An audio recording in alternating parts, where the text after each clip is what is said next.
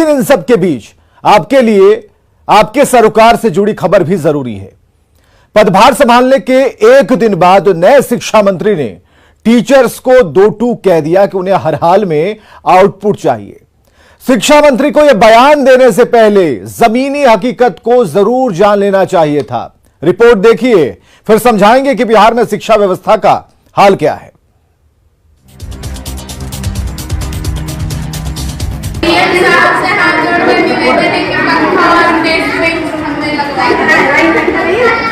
हमारे शिक्षक आउटपुट देंगे, हम हर स्तर तक उनको मदद करेंगे।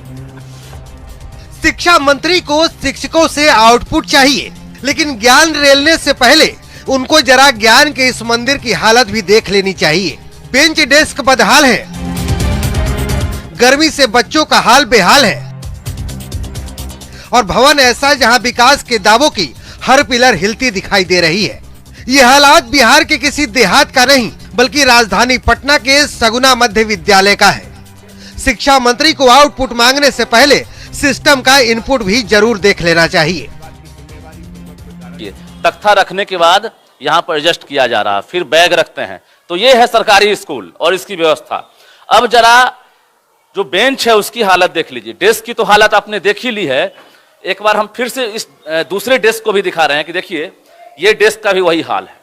मतलब तख्ता उठा रहे हैं तो उठ जा रहा है, उसके बाद सीधा देखिए लोहा नजर आ रहा है। अब जरा बेंच की हालत देखिए जिस पर बच्चे बैठ रहे हैं, वो भी बच्चे खुद दिखा रहे हैं। देखिए, तो ये स्कूल है सगुना मध्य विद्यालय और यहाँ पर वर्षों से फर्नीचर का अभाव है।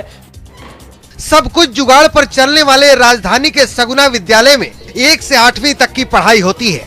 400 बच्चे यहाँ नामांकित हैं। कुछ बच्चों को तो टूटी बेंच डेस्क नसीब है, लेकिन ज्यादातर बच्चों को बोरे या फिर प्लास्टिक के आसन पर ही ध्यान लगाना है, क्योंकि सिस्टम यहाँ अंतर्ध्यान है।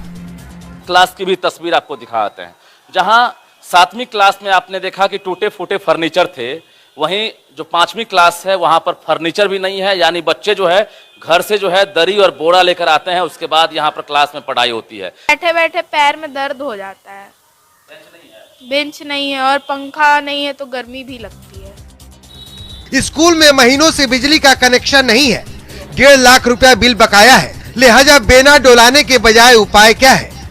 अभी बिजली है नहीं, लाइन का विभाग से सप्लाई खत्म है। क्यों? सब चूंकि ड्यूज है। कितना ड्यूज है? करीब 1.5 लाख रुपया के लगभग। 1.5 लाख। जाहिर है शिक्षा मंत्री को ये बात जेहन में जरूर उतार लेनी चाहिए कि बढ़िया आउटपुट के लिए सिस्टम का आउटस्टैंडिंग होना भी जरूरी है।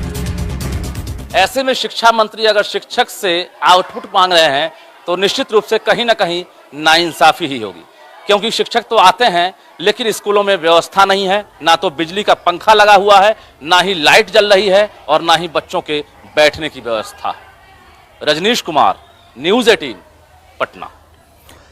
तो शिक्षा मंत्री कह रहे हैं कि उन्हें शिक्षकों से बेहतर आउटपुट चाहिए। शिक्षा मंत्री को बुनियादी सुविधाओं से जुड़े कुछ आंकड़े हैं और उसे जरूर समझ लेना चाहिए कि शिक्षा विभाग के मुताबिक बिहार में 72,000 प्राथमिक विद्यालय हैं और प्राथमिक विद्यालयों में तकरीबन 1.25 लाख पद रिक्त हैं। माध्यमिक विद्यालय यानी हाई स्कूल में 9,360 पद रिक्त हैं।